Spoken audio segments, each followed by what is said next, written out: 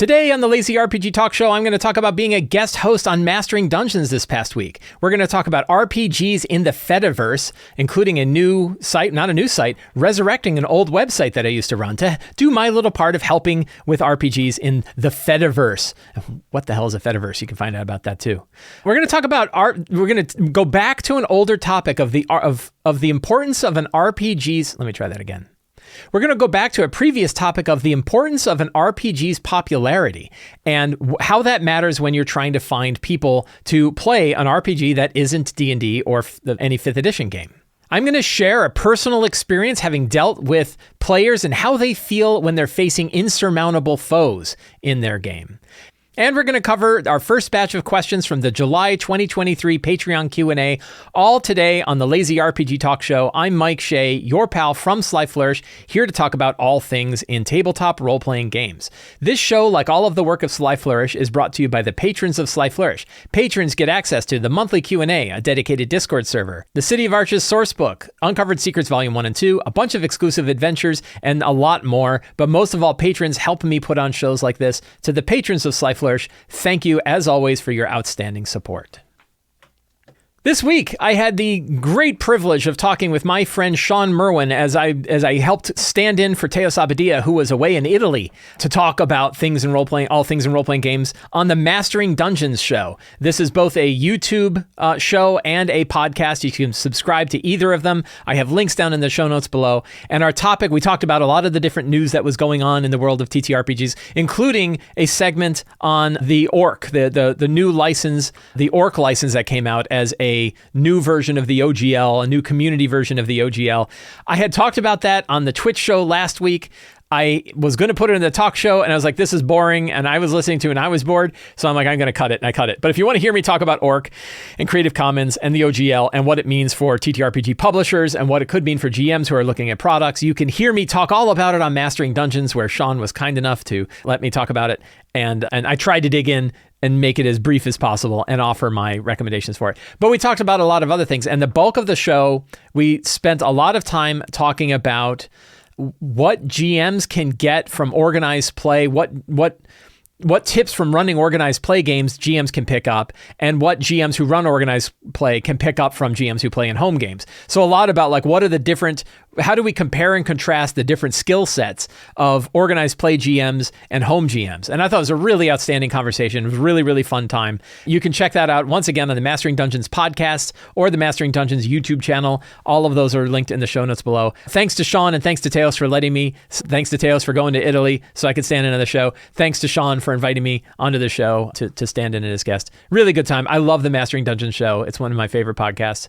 Check it out. A couple weeks ago, we were talking about the fall of Reddit, how Reddit has collapsed and what is going on there, and with Twitter and all the strange horror shows that are going on there. There's this new drive towards federated systems. A federated system is essentially like email. There isn't any one single email provider. I mean, a lot of people use Gmail, but some people are using Yahoo Mail. Some people are using Hotmail. Some are using Proton Mail. There's lots of different servers for mail, and yet we're all able to communicate. So why can't we do that with social media? Well, systems like Mastodon are letting us do that. Systems like individual blogs and RSS feeds and RSS feed readers are letting us connect with other people in the TTRPG space, learn from them, and not have to go to any one central site that is really just trying to squeeze you for advertisement or provide shareholder value or draw you in with free stuff and then ruin you with ads and bad design and algorithms that don't serve either consumers or creators. The Fediverse doesn't worry about that. I'm back to blogs. I really enjoyed blogging. And I have, if you go to Sly Flourish and you go to RPG community links, one of them is the Sly Flourish RPG blog roll. These are a bunch of blogs. I got a lot of these from MT Black, who's been reading blogs for a long time. I had my own list, and we put them together. It's about 80 or 90 different blogs of people who are talking about lots of different things in role-playing games, lots of creators, lots of stuff going on. Really, really fun list. And there is an OPML file, which is an XML file you can import into a feed reader so you can read it yourself. But I was like, I want to do a little bit more. So I had a website that I had kept up for years that was an RSS aggregator specifically focused on, at the time, D&D. And I would bring in all of the RSS feeds from different D&D blogs. This is back in the 4th edition days, kind of before Twitter got really big and before social media kind of became the place where people found new articles.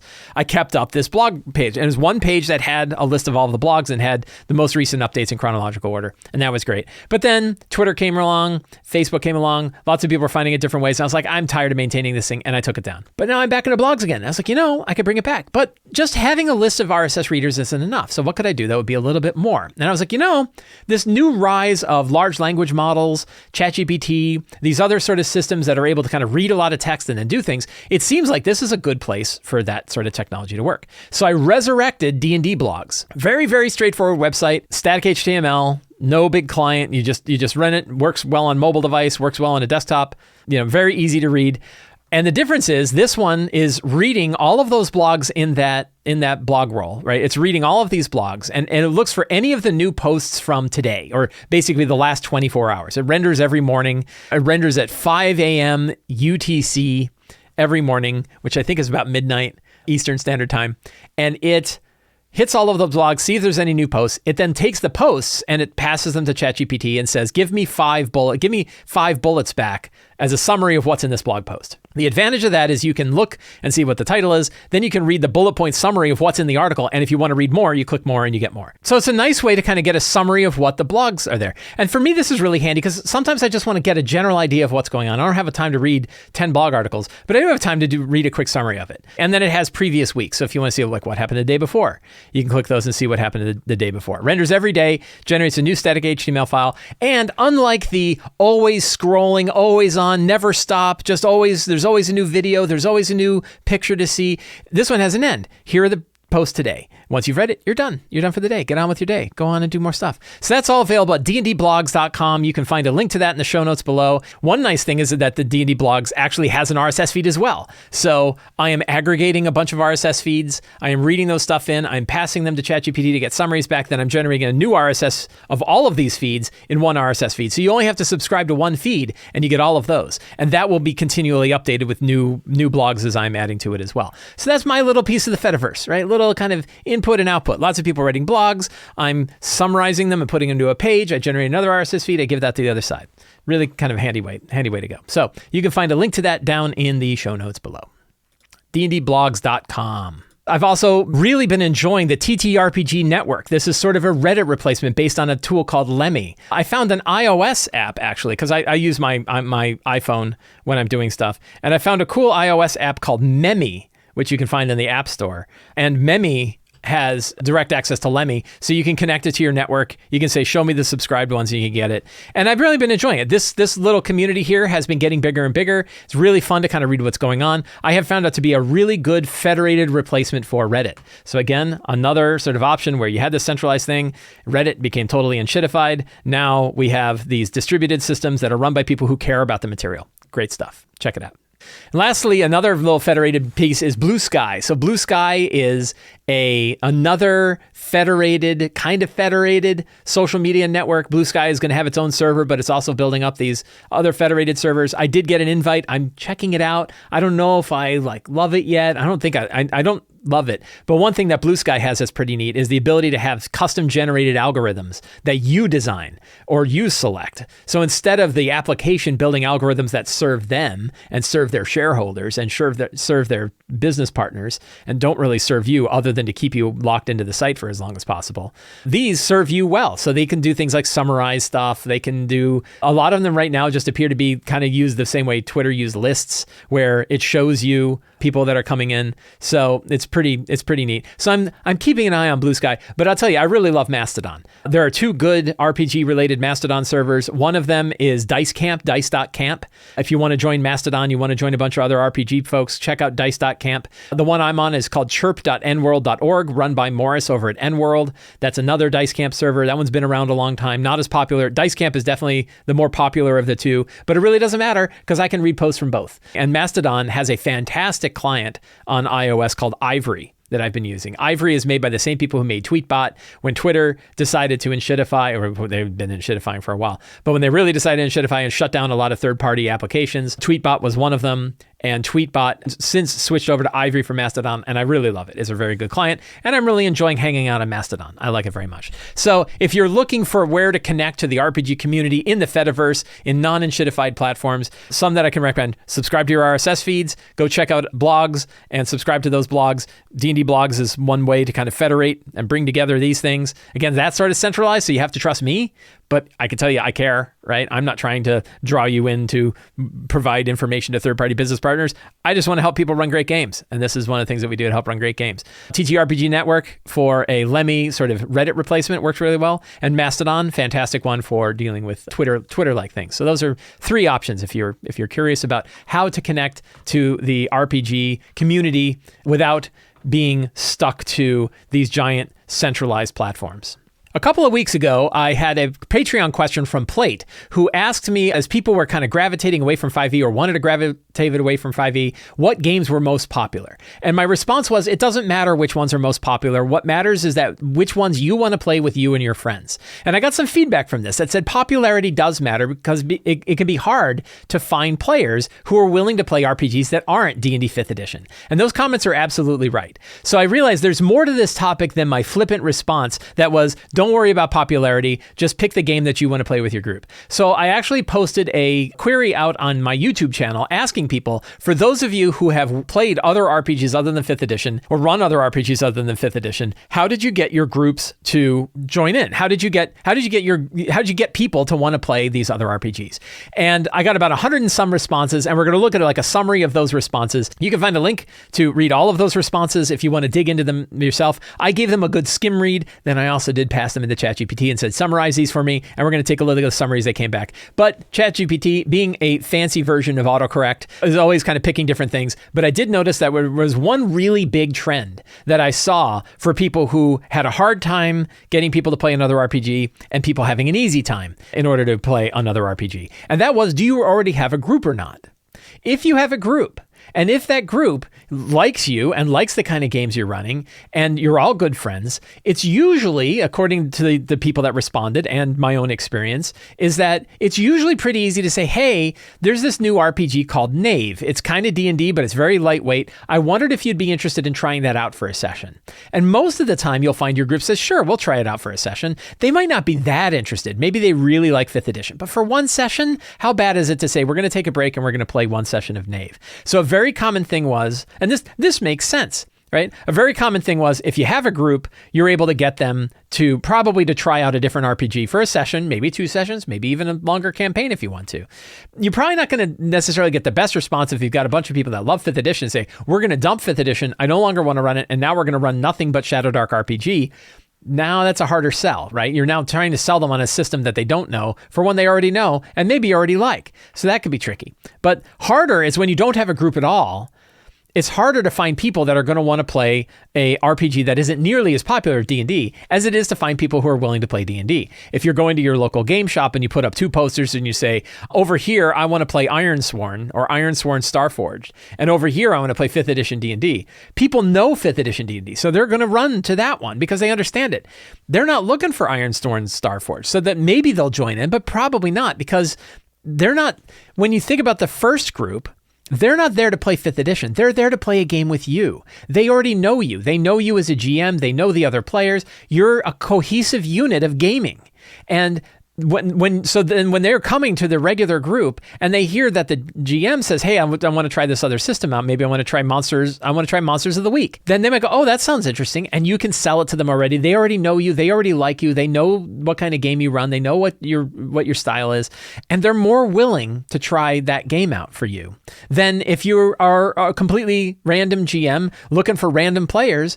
Well, now they're looking for a game. They're not looking for you. They don't even know you yet. They only know games. And the games that they most likely know are D&D 5th edition compared to everything else. I don't think that there's much of like a rack and stack of like game popularity. There's certainly like a bunch of games no one's ever heard of. And then there's a bunch of games that are like, well, they're kind of big as independent role-playing games. They're certainly nowhere close to what D&D 5th edition is. But among that pool, it's probably not that big a deal. If you don't have a group and you're looking to play a particular role-playing game, many, many times those role-playing games have communities of their own that you can go into, talk to people, and they often have an LFG, like a looking for a group. And if you are willing to GM it, you're probably going to find people in that community who are willing to play it. An example would be the Shadowdark RPG. They have a very big Discord server for a bunch of people who are really excited for Shadowdark RPG. You're going to have a lot more luck finding players that want to run Shadowdark with you if you go to the Shadowdark Discord server and talk to Shadowdark people about it. Because again, they've already selected the game. The players that you're looking at, the players that you are going for, they've already picked it out. So you can go to that community. And many of these systems have these communities. Maybe they're a web forum, maybe they're a Discord server. A lot of times they're a Discord server, but you go try to find out where those people who are interested in that game congregate. Go meet them there, because they've already selected themselves as people that are interested in that particular game, and then see if you can find some players that are willing to do it. If you go to conventions, a lot of times they have sort of the indie RPG section where people are playing lots of different role-playing games. I went to a convention recently. I played 5 role-playing games. I think it was 4 role-playing games in 2 days. None of them were 5th edition D&D. I was very interested in trying these systems out, so we went to a bunch of different ones. So conventions are another way that you can try to find people. And there are online conventions where you can find people. But generally, the comments that I got back from YouTube, the things that I saw that clarified it is if you already have a group, a lot of times that group is willing to try out a new system for a session or two. You might not convince them that to step away from 5th edition completely. One of my groups where we played around with 2 whole systems, we played Blades in the Dark, and then we played Numenera. And we did that for like a good half a year, right? For both of those games. And then we came back to 5th edition D&D because all of us kind of agreed we still really like 5th edition D&D. So we went back that way. But I've had other groups where we can try out different systems. So there's definitely, does popularity matter? Sure. But it matters if you're really, what you're really looking for is trying to find a group that you want to work with to play a certain system. If you already have a group, it's probably easier to get them to try out a new system than it is to try to seek out players for a game system that isn't nearly as popular from players that you don't even know and players who don't know you at all. And again, the best way to kind of deal with that is find the community of people who are centered around that game, pick some players from that, and try to work them out. So these were, again, feedback that I got from a lot of people. Here's the whole link with all of the different replies in it. You can read to what everybody individually said. But I also got kind of a summary of what those different comments said. I asked ChatGPT, I said, hey, here, I fed it all the 100 questions. I said, what do you find? And it said, offering a new system as a one-shot or short adventure was quite popular. 14 people mentioned that. Pitching the new system and explaining its unique features. Again, that's probably part of the one-shot as well. Running games outside of your regular campaigns or during breaks. So again, if you find a good break point between your campaign, you finished one campaign, you're getting started for another, maybe drop a couple of sessions of a different RPG and system in there to give it a shot and see how it works. Another one is finding systems that work well for those one-shot things. I mentioned Monsters of the Week. Monsters of the Week is a very good one-shot system. It's very easy to pick up, very easy to learn. Blades in the Dark, similar. Blades in the Dark definitely has some options for like longer campaigns, but you can usually get through a good Blades in the Dark campaign in like a session, maybe 2, maybe 4. I think we did about 4 or 5 sessions for our Blades in the Dark campaign. A game like Shadow of the Demon Lord is expecting to only be run in 11 sessions. Now, 11 sessions is quite a bit, but it's certainly not a years-long campaign.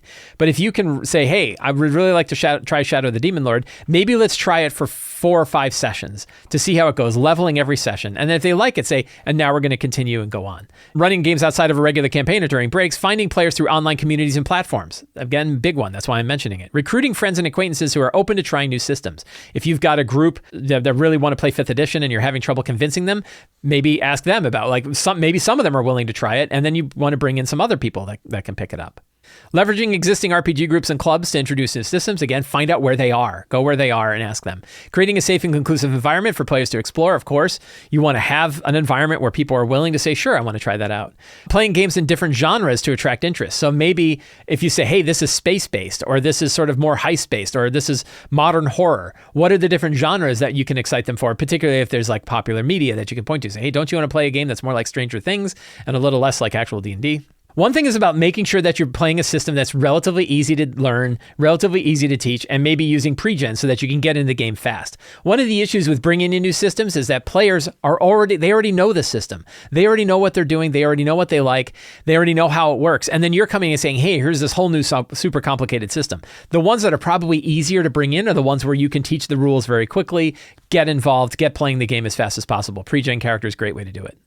And then, of course, being a game master and offering to run the game yourself is definitely a better way to go than trying to be a player in one of these systems. So that's definitely, those are sort of the summaries of the YouTube comments. But again, you may want to go and actually skim the YouTube comments yourself to find out what different ways people have had at being able to bring new players to their game. But I thought this is very instructional for me. The feedback that I got was very good. I think it's an important topic because I think it's important to try other RPGs. I think it's really fun to try other RPGs. And many times we can learn from these other RPGs and we can bring ideas into other RPGs. So you can find a lot of stuff that you like in other RPGs and bring them back into 5th edition D&D if that's where you end up back again. And again, I love 5th edition D&D. I still play it. I still love it. I still enjoy it a lot. I'm really excited that 5th edition is kind of expanding to all these new companies, Tales of the Valiant, Level Up Advanced 5e, lots of different resources, lots of different source books that we can use. Campaign source books like Dungeons of Drakkenheim, lots of different publishers of 5th edition now, really wide category, and we can play a whole lot. And even if you're mad at Wizards of the Coast or you're not crazy about the kinds of products they're putting out, there's so much stuff that we can use in our 5th edition D&D games that the idea of throwing out 5th edition completely, I'm also not a big fan of because I think it's a really good system. I really enjoy it. My players really enjoy it. And we're having a really good time. I had an experience this past Wednesday during my Empire of the Ghouls 5th edition game that I wanted to talk about and share some experiences about a thing that happened and how it played out, and then looking at it and how I wish it had played out. So for a brief summary of what occurred, the characters were traveling along on a big sand barge going across a desert, a big sand ship sailing across the desert in the Southlands in Midgard, and they saw a big meteor shower coming down. And one of these meteors struck down over the horizon, a big green meteor struck down over the horizon, and it kind of exploded outwards. And the captain of the ship is like, strange meteors from other worlds often mean strange metals or strange new things that could be very exciting, could be really interesting. The character's like, yeah. And so they got on a little sand skiff and they sailed on their sand skiff out to the crater. And they got out of the sand skiff and they went up the edge of the crater and they look and they saw this like green smoke swirling around at the bottom and smoke coming out, this greenish smoke coming out of the thing. And they're like, let's go down there and get some of that crazy metal. And they started making their way down there when like gossamer wings kind of rose out and this insectoid-faced creature with tentacles on the bottom of its body writhing around and these weird gossamer wings that didn't appear like it could possibly keep this hulking creature aloft seemed to rise out, and they heard this sound and they saw terrible things in their vision, and they said, let's kick its ass. So they attacked it, and then it started blasting them. They were 7th level. The characters are 8th level, and they're getting slammed for 36 points of damage, multiple targets getting hit for 36 damage, including one target getting hit with a disintegration gaze that they made their saving throw on, so they took no damage. But they were really, they're like, oh. And after that first volley of hits, and then they attacked it, and a bunch of people missed, and it's flying in the air, so all the melee attackers are like, well, we can't do anything. And they hit it with like a fire ray, and it resisted fire. It actually was immune to fire. I screwed up, but it resisted fire. So they did 4 damage on round 1, and it did 72 points of damage and even missed one of its attacks and 4 damage in return. And I said to them, you stare at this thing and you really wonder if this could be the end of you. Like this is you have never seen a creature like this before. And half the players are like, why are we even here? Like we came for some green metal down there. We don't even know that there is anything down there. And now there's this thing, and it just hit me for 36 damage. That's 2/3 of my hit points. One more hit and I'm down. And by the way, Durham over there almost got disintegrated with a gaze attack. Maybe we should run. So half the group is like ready to run. And then the other half is like, I don't want to run. I hate running, but I'm not going to stay here and die. So they all ran, and they ran over the crater. They go back. The sand skiff guy is like, hey, how'd it go? And they're like, yeah, not great. Turn that thing around. We got to go. And so and a lot of them are like, what is this thing? We just released this horror in the desert, and now it's going to be out here, and somebody else could run into it. We need to stop it. And then the guy who's like native to it is like, there's all kinds of horrible crap out here in this desert. It's a terrible desert. Anyway, like lots of things will kill you. So no, it'll be fine. Like it's not any worse than half of the other things in the desert. So they got back on their sand skiff and they sailed back, and the captain's like, how'd it go? And like, yeah, not great. Let's just keep going. And they went. But what was interesting about it was how the players felt about it. And one of the interesting things is that it was a really big downward beat. Like Players hate running from stuff. They just hate running from a battle. First of all, 5th edition D&D is not great at offering opportunities for characters to run because you have like the stickiness of opportunity attacks, or by the time you think you need to run, one of the characters is already down. There's just not a good way to kind of get your way out of the battle, just mechanically speaking. You're kind of stuck in it. You're right there. You're not going to be able to run far enough to not get hit by the next set of disintegration rays. So people are like, well, we're here now. We have to do it. So once you're in combat, it's really hard to leave combat and run in the first place. So already you have this mechanical problem. But then the other problem that you run into is that like players don't want to run. Like 5th edition D&D is a heroic fantasy RPG. It is not the sort of grimdark RPG where 95% of the creatures that you face could kill you. Most of the time you're facing creatures that you're going to be okay against, or you're going to defeat pretty easily. Only occasionally you're going to fight creatures that are really dangerous. And most of the time those are boss fights where you know way ahead of time, oh my God, we're going to go face this lich. It's going to be really tough, but let's prepare ourselves and we'll go in and face this lich. And the DM also knows like, hey, we can change the dials a little bit to give you the sense, give you a good feeling that the battle is really hard and really interesting, but we know that the characters will probably persevere if they fight well. So it's really hard to give that impression. But every so often you want to put something in there that's like, hey, the world is really dangerous. If a meteor comes down and crashes down from other worlds, other planes, and out of it comes a star spawn of Cthulhu, which by the way was the creature. We can take a look at it. So we want to have it where if a meteor crashes down and it breaks open and a star spawn of Cthulhu comes floating out of this thing, that the world isn't conforming itself to the level of the characters. The whole world, as they're exploring it, yeah, they go to some dangerous places, but every so often they go into the deep desert and they face something that's even far more powerful than they are, far more dangerous than they are. And you want to give that sense of reality to the world, that the world can be really dangerous. Likewise, you also want to give them the opportunity to run into people who are way weaker than them. They get attacked by 3 bandits, and the bandits are like, we're totally going to take you for all your gold. And you're like, you're bandits. We could kill you with one spell. And they're like, nah, we got bows. We're going to shoot you with a bow unless you give us your gold. And you're like, scorching ray, and all 3 of them go down. You want to give them that impression that also the opposite is true. Once the characters reach a certain level, most of the stuff in the world is a lot weaker than they are. But you still every so often want these star spawns of Cthulhu. The one thing I wish I had done differently, this is the one tip, if you're going to get one thing out of this video, one thing that I really think is valuable from this, when you as a GM know that the kind of creature they're going to face is going to be really hard, project it even before they go into combat with it.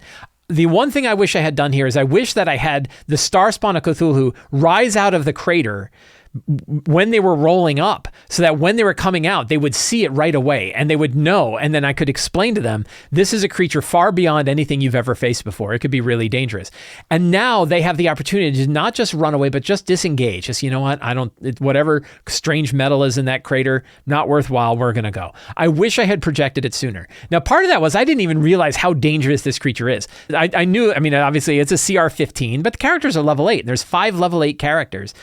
CR 15 is not that bad. Now, the lazy encounter benchmark and using Paul Hughes's benchmark from the Monstrous Menagerie, which is a fantastic easy benchmark, which is a creature may be deadly if its challenge rate, a single creature might be deadly for a group if its challenge rating is greater than 150% of the character levels. So in this case, 150% of CR8s is 12.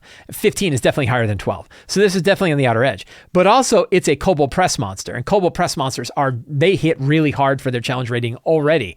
They have sharp little teeth, or in this case, disintegrating eye rays. So it is already a really dangerous creature. So I wish that I had projected that before they had engaged with it. The interesting thing was, now it has a charisma saving throw of +6, but a single banish could take this thing out, right? So they could have, with the right landing of the right spell, they could have been victorious, but it was kind of bad luck. They were like, well, we're not sure how tough this thing is. And then they're starting to get they're just nailing them when it's nailing them with these 32-point void bolts, right? Multiple 32-point void bolts. That's really tough. Now, granted, the disintegrating gaze, it can only do once, so that's not a really big deal. But it was a really dangerous monster, and they ended up saying, yeah, we got to run. But it felt bad. and it felt bad because they had to disengage from the battle. The one thing I wish I had done differently is revealed the monster a little bit earlier so that they would have that option to recognize how dangerous this thing was before they started getting attacked. Now, one thing that I did that I actually liked that helped with the flavor of the whole thing is it didn't chase them when they ran. That once they disengaged and started moving away, I had it use this like telepathic scream, and they got to see the world where the star spawn came from, this twisted world where the souls of mortals are being led up to a giant machine, and there's these huge star spawns that are all around, sending these screaming entities into the minds or into the machinations of some kind of otherworldly horrible machine. I really like that they saw that, and then I hit them with like stress effects from the Lazy DM's Companion. They all had to make saving throws. Some of them had blood coming out of their eyes. Some of them heard the sound of screaming children, but I didn't have it paralyze them. I just had them say they saw all this stuff, and then they ran and got in the skiff and GTFO'd. They left. So it worked out okay. And then I put some good upward beats. I had some situations that I knew they would have some agency in to discount the fact that they just had this situation where they didn't. They're definitely going to remember the star spawn of Cthulhu, but it was not something I would say was enjoyable to the players at the moment. And so that is really the key about this idea of throwing monsters that are more powerful than the characters are. Even if it makes sense for the situation, it is going to be a big downward beat. You're going to want to make sure to find good ways to put upward beats. And if you can, project it early. Those would be my biggest tips. So that was an experience that I wanted to share. I hope that is useful to you. Let's do some patrons from our July 2023 Patreon Q&A. Every month on the Sly Flourish Patreon page, I put up a new thread. Anybody can ask a question there. Any patron can ask an RPG related question there. They get one question a month. I read and I answer all of the questions every Friday morning that are on there. Some of those questions I bring forward to this show, or I do a separate video or a separate article to talk about their specific thing. James K says, I often make use of monster dials, yay, when adjusting combat encounters on the fly. Do you have some lazy DM advice for how to make adjustments to spell casting monsters? I find that I turn the dials on their features, but leave the spell list alone. But I find I end up with an overpowered or underpowered foe. Yeah, James. So first of all, good. Yeah, thank you for mentioning monster dials. Monster dials are great. Again, just for a quick refresher, the lazy monster dials, there are 4 different monster dials you can tweak to kind of change things as you're running the game to see how things go. You have the number of monsters. You have the hit points of those monsters, you have the number of attacks that those monsters have, and the amount of damage that they do.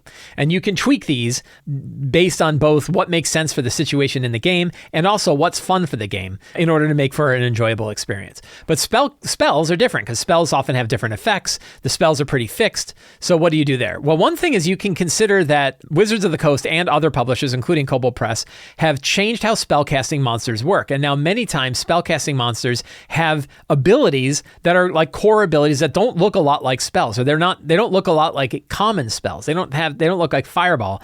They're usually often ray attacks, or they're regular attacks that do some magical things. And you can turn the dials on those really easily. If you're running a monster stat block that doesn't have those, you can use a book like Forge of Foes, or you can use the sample of Forge of Foes that has the monster stats by challenge rating to see how much damage a monster should be doing. And it offers the attack bonus, and the damage for any monster of any CR. And you can add in your own spell-like abilities to any existing monster to give it like those blast attacks, or maybe even a burst attack. You can kind of add those spells in there. And those spells then have the dials. You can increase the damage, you can decrease the damage. You can maybe it attacks multiple targets, maybe it only attacks one target, or maybe you increase the number of total attacks that it does. So you can look at it that way. And then the other thing to do is you can add on these sort of spell-like effects, like does it knock them down? Does it burn them so that they're on fire and they have to put themselves out? Does it eat through their armor? What are some other abilities that this spell does based on the story, based on the kind of spellcaster that's doing it and what they would do? If it does ice, if they're hit with like an ice blast, does it also make them move slower? Does it freeze them in some other way? Does it do something else? So you can sort of turn the dials on spells to make every spellcaster you run unique, so that they're not all just sitting there with your typical fireballs and lightning bolts. But when they are using typical spells, usually those spells have dials too. You can increase or decrease the DC, increase or decrease the number of targets. I like to extend range a lot of time. Like I'll look at a spell and it's like, well, it's not really effective the way it is now. I'm just going to increase its range so that it hits more targets, right? You can tweak it the same way. So think about using the dials on the spell itself, the same way that you would use those dials on the monster.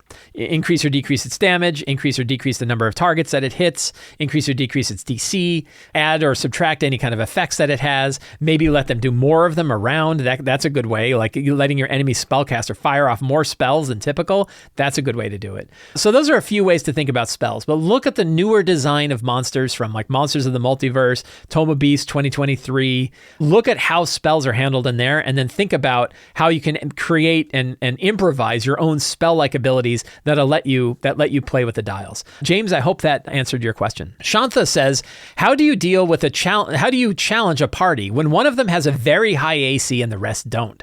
I have one who has an AC of 22 with just +1 plate mail and a +1 shield. The rest have around 13 to 17 AC. I don't want to take the armor away, but I also don't want to hit other characters all the time with high to hit opponents. This is a really good question. 22 is actually kind of on the low side. I have a character who's regularly using shield and gets up to 25 or 26 AC. So AC is one of those where it is a breakable stat. Armor class is not intended to scale with level. So if you look at monster attack bonuses, they don't scale linearly with challenge rating. They go up about 1 every other challenge rating, which means when a character is able to get these high ACs, even moderate monsters are going to miss them a lot. And so it's a common problem that we have, where if players who are a little bit optimizy, I mean, again, if you give someone +1 plate mail, +1 shield, they're going to have a high AC. One thing I'd recommend is you probably don't want to, this is one when it's too late here, but for other people, I don't think I've ever given away a magical shield with a bonus for this reason, that it's just the AC is just too high already. The physical shield is already a really good bonus. And then you're adding a bonus on top of that. You can get high ACs really easily. And it's really hard to deal with. Now, obviously, there are ways you can directly deal with it with things like forcing wisdom saving throws, throwing monsters that do more wisdom saving throws, charisma saving throws, ways to attack creatures, dexterity saving throws. You fireball them a lot. So there's ways you can directly deal with it. But the other thing to consider is that that player enjoys the fact that they have a high AC. So go ahead and let monsters attack them and miss, because it's fun for them to do so. Now, you don't want to do it all the time, because then it gets boring. And you don't want to not do it at all, because then it gets frustrating. So you want to generally oscillate. If you think about your beats of good things happening and bad things happening, good things happening and bad things happening, that keeps the game interesting. For many encounters, you want monsters to go up and attack the person with a high AC and miss all the time because it's fun and cool. And then in other ones, you want them to get hit with things that they're not able to defend nearly as easily against, like creatures using telepathic abilities, mind flayers, AC 22 ain't helping you against a mind flayer, I'll tell you. So you're going to want, this is kind of your opportunity to shake up the kinds of encounters that the characters are dealing with. Make sure that you're not just building encounters that directly avoid armor class, but every so often that can work out. The other thing to consider here, one thing that's important, and this is not like AC is just one thing, but if you think about things like moon druids who get to be very effective at certain levels because of the kind of creatures that they can shift into, monks when they get stunning strike, paladins when they get their auras of protection, there are certain times when a character ability just makes them way more effective than typical. And instead of either nerfing it or instead of finding ways to directly attack it, you just treat the group like they're more powerful. So if you're using the lazy encounter benchmark, for example, to determine what a deadly encounter threshold is, you treat them, for every time you have a character who's got an ability that's making them particularly more effective, treat them like they're 2 characters in your math. You can actually treat them like they're 2 characters using any of the math. If you use an online tool to figure out encounter ratings and stuff, you can just pretend there's 6 characters or pretend there's 7 characters. And as you increase that horizontally, the CR rating is going to be higher. The monsters that they fight are going to be tougher, or they could fight more monsters. And so it's going to make battles harder. And then one thing that an unintended effect of this is the battles are going to take longer. So you want to be prepared a little bit that your battles are going to take a little bit longer. And again, you can adjust your dials. Maybe you want to keep the same kind of monsters, but just dial up their damage a little bit to account for the fact that the entire group is acting more effectively. You do it too much, and your fighter is going to be avoiding all the hits, but the mage in the back is going to keep dropping after 1 hit. So that's a little risk too. So this is one of those kind of advanced 5th edition techniques that you're going to have to figure out about what are some of the abilities that you can use that are effective against this character, but also how can you showcase the fact that the character is doing this kind of thing. Lightning rods, always have 2 big brutes that run right up to this guy and beat on him. and miss all the time. And he's like, I'm taking these 2 brutes. Like, they're just fighting me and they're missing all the time. Like, give them that opportunity is something you want to do, but recognizing that it could make the battle longer. It could do other things. So there's a lot of little tricks. Hopefully, Shantha, that gives you a couple of ideas about what you can do. Rigoberto V says there's a lot of advice in homebrew out there for running low fantasy grim type games. I've been wondering what swinging in the other direction might look like. What if I want a cozier D&D? I know there are games that aim for that, but what could you do to try to elicit that in a 5e campaign? I think 5th edition really has that built in. I think if you wanted to have a cozier D&D game, skip level 1 and 2 and start them at level 3. And when you start them at level 3, you immediately give them subclasses. They already have a bunch of beefy hit points. They already have a lot of character abilities. If the players are used to 5th edition and you start them at 3rd, they're already kind of like in the hero tier. They're already clearly more heroic than the stuff that they're fighting. They've gotten through that 1st and 2nd level, like the challenge of the grimdark style adventure.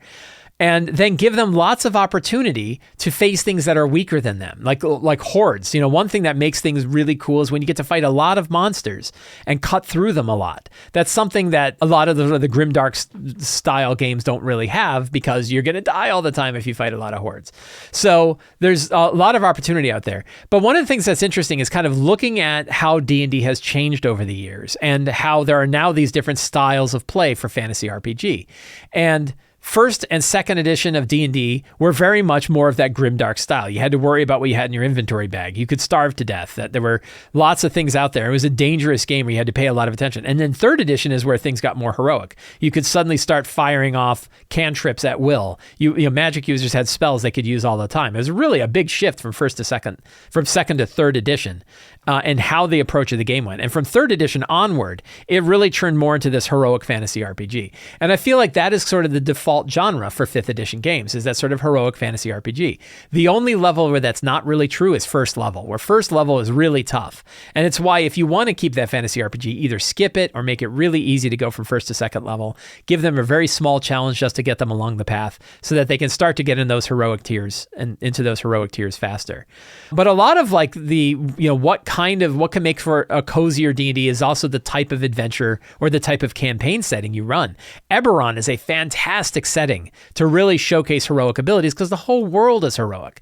You've got giant cities that tower into the sky. You've got flying airships. You've got all kinds of great, stuff that make it like a true high fantasy RPG. Ravnica does the same thing. There are other settings that really kind of hit on this sort of high fantasy, very brightly colored world that exists, that kind of break away from the grimdark style game. So what's interesting is most of the time, the people that really enjoy the low fantasy grimdark style games don't like 5th edition. They don't like how 5th edition is operating now, because 5th edition is really that high fantasy, high character empowerment, high player empowerment sort of game that's very different from sort of those other ones. That's sort of different from some of the original D&D games like 1st and 2nd edition, which is why we're seeing games like Shadow Dark RPG and Knave and a lot of other old school essentials, a lot of systems that have kind of returned back to that old style game because there was that gap. So pretty interesting stuff. But again, I think there's lots of different ways that you can make 5th edition feel cozy and not so grimdark. Start them at 3rd level and give them in a campaign setting that really supports that sort of heroic view of the way the game works. Friends, I want to thank you all for hanging out with me today while I talked about all things in RPGs. If you enjoyed this show and you want more material like this, please consider subscribing to the Sly Flourish newsletter. It's absolutely free to sign up. You get a free adventure generator PDF and a weekly RPG-related email sent directly to your inbox every week. You can also support me directly on Patreon. It's a very low price. You get access to all kinds of different things: the City of Arches sourcebook, Uncovered Secrets Volume 1 and 2, the Patreon Q&A, dedicated Discord server, and a whole lot more. And you can pick up my books, Return of the Lazy Dungeon Master, The Lazy DM's Companion, and The Lazy DM's Workbook. Links for all of that are in the show notes below. Thank you all very much. Have a great day, and get out there and play an RPG.